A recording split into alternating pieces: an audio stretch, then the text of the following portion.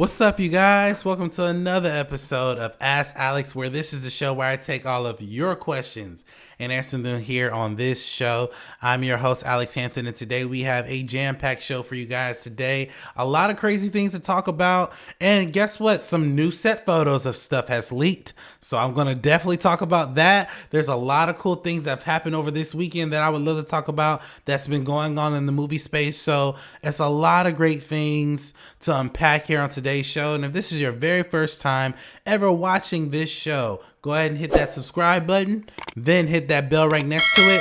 That way you get all the notifications of every time I'm releasing a video here on my channel. And if you want your topic and or question on this show, all you have to do, guys, just send me an email at theaskalexshow@gmail.com. That's theaskalexshow@gmail.com. If you send me an email, your question could potentially be here on my show. And like I said, you guys, we have a jam-packed show for you guys today. I'm wearing my Black Panther necklace. I feel like the king of Wakanda himself. And as the king of Wakanda here at Momentum Media, we are going to jump right into these topics. And the first topic comes from a Matthew McGuire.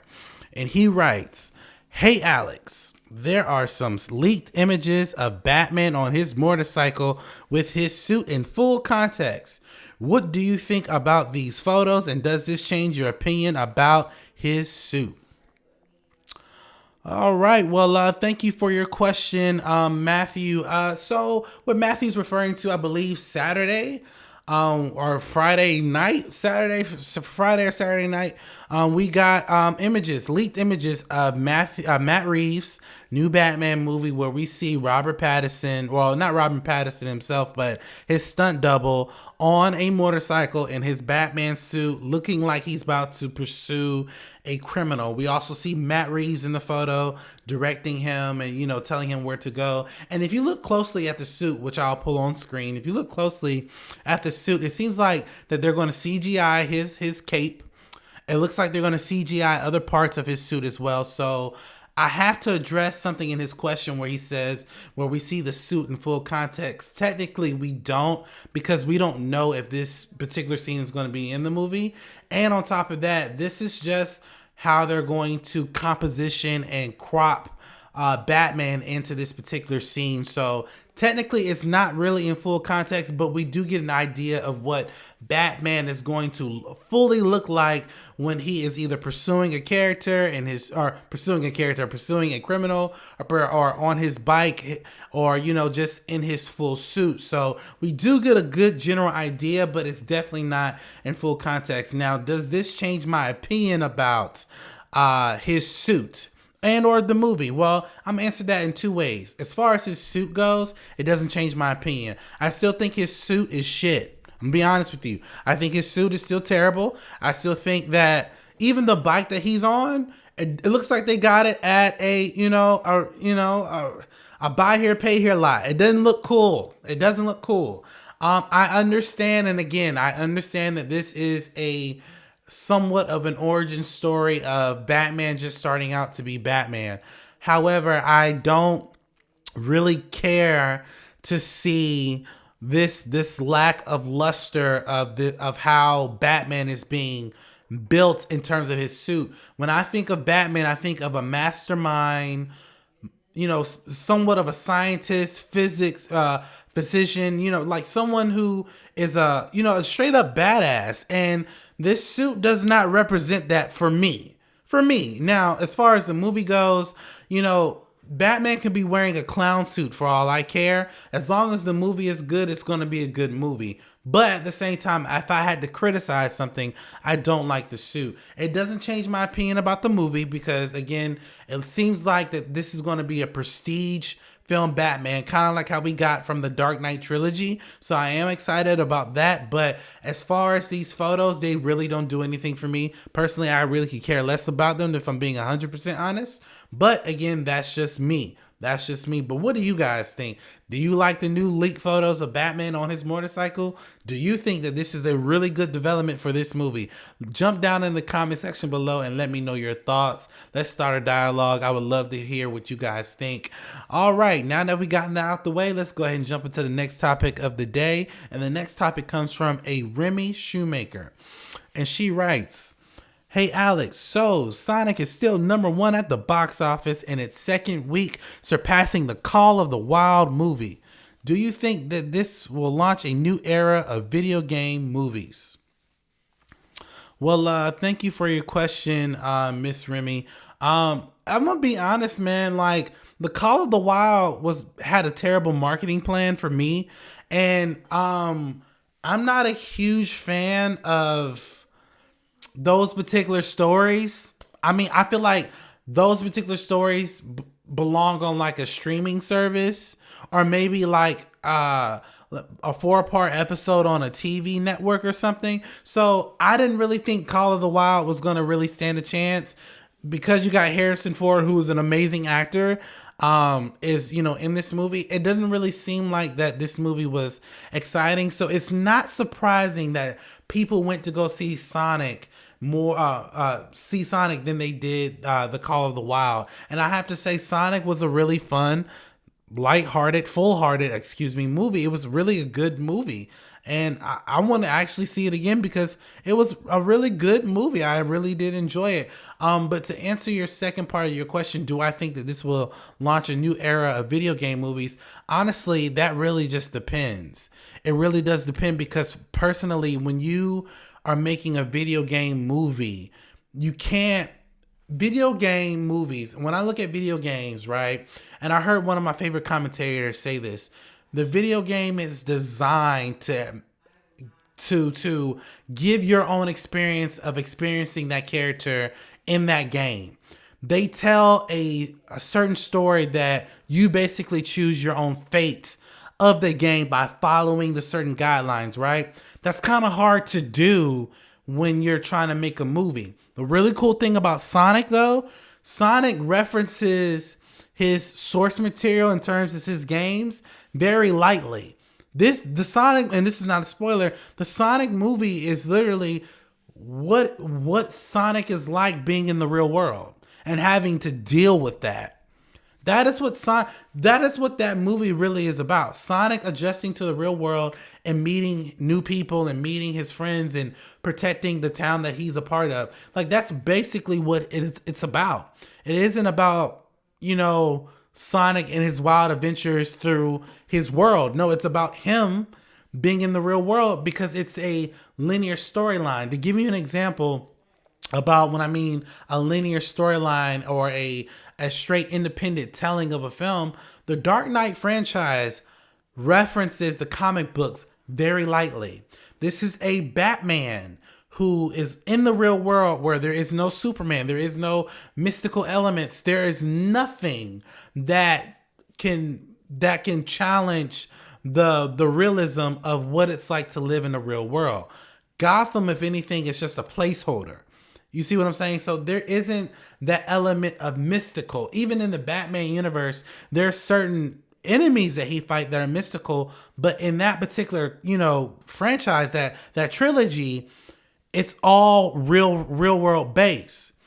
And those movies are amazing. And I think that if you apply that same type of feel, that same type of logic to video game movies, you could get a new era of video game movies where they're amazing. My favorite video game movies at this point right now are Sonic and Ready Player One. And Ready Player One is technically not a video game movie, but I classify it as a video game movie because it takes place in a video game. But there isn't a video game called Ready Player One that movie is based off of. You see what I'm saying? So that, for me personally, if you were to take the context of certain video games and tell a linear storyline, I guarantee you they'd be amazing. That's what they do with comic books. That's what they do with graphic novels. Why can't they do it with video game movies? And so far, they've done it with Sonic. So I am interested to see what the new wave of video game movies are going to be. However, I don't know per se if this is going to launch a new era of video games. So thank you for your question. But what do you guys think? Do you think that this will launch a new era of video game movies in the near future? Do you think that Sonic has now set the precedent that there are good ways to make a good video game movie? Jump into the comment section below and let me know your thoughts. Now let's go ahead and jump into the next question, which comes from a Jordan Brown. And he writes, "Hey Alex, it was reported that the CEO of Sony would like to keep Spider-Man in the MCU by extending their deal after their current deal is done. Do you think Sony will extend their deal with a deal at Disney?" Well, thank you for your question, Jordan. So what Jordan's referring to this past week, the CEO of Sony did say that their relationship with Disney is doing well.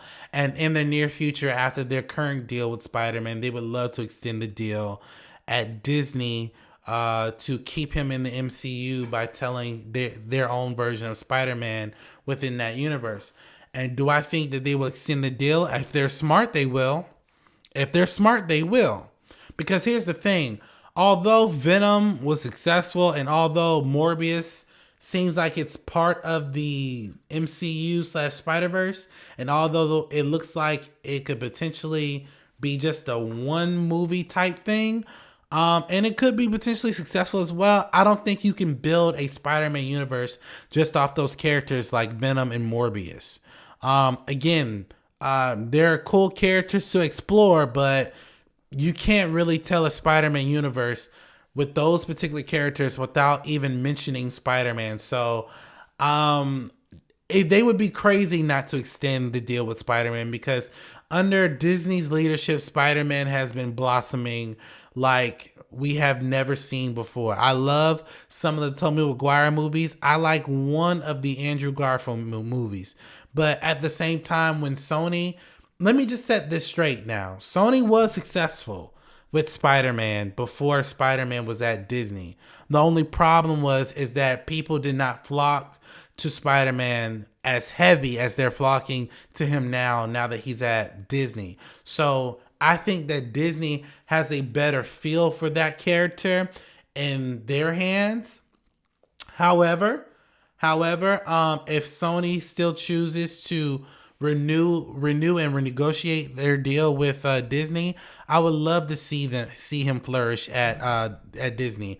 To keep him away from Disney just doesn't really seem right at this point, in my opinion. But yes, overall, I do think that they will do a new deal with Disney. They would be crazy not to, because they've made so much money with Spider-Man being at the MCU. So thank you for your question. What do you guys think? Do you think that Sony will renew their deal at Disney? Do you think that it's better to keep Spider-Man in the MCU, or do you think it's better to keep him out of the MCU? Jump into the comment section below and let me know your thoughts. Now let's go ahead and jump into the final question of the day. And the final question comes from a Miss Jackie Reed. And she writes, "Hey Alex, how do you feel about Ben Affleck telling people the real reason why he stopped playing Batman? Thanks for taking my question." Well, thank you for your question, Jackie. So what Jackie's referring to, Ben Affleck did an interview about just basically about his life. It wasn't necessarily about Batman in particular, but his trials and tribulations through life, with his marriage and his drinking. He was very honest and very upfront about his life and how he put himself in certain situations and how he blames himself for the things that he has done, and he's taking responsibility for himself. But one thing that has stood out is that when he basically said that when he was playing Batman and Batman wasn't really being received well by the fans, he kind of lost his enthusiasm for it. And then he wrote this amazing script for his Batman movie, and he showed it to one of his friends. Speculations is saying that it's Matt Damon, and he basically told Ben and said, "Hey, it's a great script, but I think you would drink yourself to death if you were to act and do this movie." And we can tell that during the promotion of Ben Affleck being Batman, he was stressed out. There were things that he didn't want to be a part of the DCEU, and a lot of that has to do with a lot of stuff that he was struggling with himself. And also keep in mind, the studio was making a lot of decisions that Ben probably did not agree with. I know for a fact, by talking to a couple people, Ben Affleck really did want out of being Batman after Batman versus Superman because of just certain decisions that were being made. And then also, again, he was struggling with a lot of things himself. So I think that Ben coming forward and taking responsibility like he did was amazing. I do think that him telling his truth about what happened was very therapeutic for him, and I'm glad to see that he's doing better and trying to get better. So my prayers go out to him and his family, man. We support you, we love you, and just keep creating the great content that you're doing, man. Outside of the comic book stuff, the stuff that you are doing in terms of the movies that you make are amazing. So we support you, Ben. We love you, Ben. And sorry, there's a fly in here, and we pray that nothing but the best happens for you in your life. So thank you for your question, Jackie. And that will wrap up today's show, you guys. Thank you guys so much for watching this jam-packed episode of Ask Alex. Please like, comment, subscribe to my YouTube channel where you get all the updates of every time I'm releasing a video here on Momentum Media. And also, guys, go to my Patreon page. I have 3 tiers on there. Every dollar you donate helps supports us as what we're doing here on Momentum Media. More videos are coming really soon, so I'm going to be doing other stuff as well, so stay tuned for that. And also, if you want to also continue to support us, follow us on our multiple social medias as well. Thank you guys so much for watching this video, and as always, you have a blessed